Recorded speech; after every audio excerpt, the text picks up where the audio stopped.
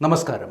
നാടിനെ ഒന്നാകെ കണ്ണീരിലാഴ്ത്തിയ കോഴിക്കോട് മെഡിക്കൽ കോളേജിലെ അത്യാഹിത വിഭാഗത്തിൽ നിന്ന് പുക ഉയർന്നതിന് പിന്നാലെ 4 മൃതദേഹങ്ങൾ മോർച്ചറിയിലേക്ക് മാറ്റിയതിൽ പ്രതികരിച്ച് സൂപ്രണ്ട് ഡോക്ടർ ശ്രീജയൻ പുക ശ്വസിച്ച് ആരും മരിച്ചിട്ടില്ല എന്നും ഈ സംഭവവുമായി ഇന്ന് നടന്ന മരണങ്ങൾക്ക് യാതൊരുവിധ ബന്ധവുമില്ല എന്നും മെഡിക്കൽ കോളേജ് സൂപ്രണ്ട് വ്യക്തമാക്കി.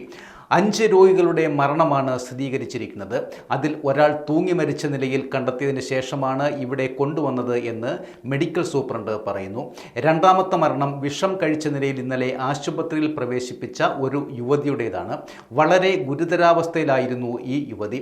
വെന്റിലേറ്ററിലായിരുന്നു. 2 തവണ ഹൃദയാഘാതം വന്നു. പുക പടർന്ന ശേഷം യുവതിയെ ആംബുലൻസിൽ അടുത്ത ബ്ലോക്കിലെ മെഡിക്കൽ ICUവിൽ പ്രവേശിപ്പിച്ചു.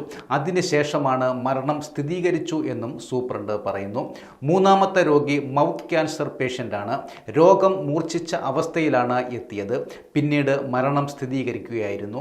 4ാമത്തെ രോഗി കരൾ, വൃക്ക എന്നിവ തകരാറിലായി എത്തിയതാണ്. ഗുരുതരാവസ്ഥയിലായിരുന്ന രോഗിയുടെ മരണം പ്രതീക്ഷിച്ചായിരുന്നു 5ാമത്തെ രോഗി ന്യൂമോണിയയും രക്തത്തിലെ കൗണ്ട് കുറഞ്ഞ നിലയിലുമാണ് എത്തിയത്. രാത്രി 7:40-ന് ഈ രോഗിയുടെ മരണം സ്ഥിരീകരിച്ചുവെന്നും മെഡിക്കൽ സൂപ്രണ്ട് പറയുന്നു.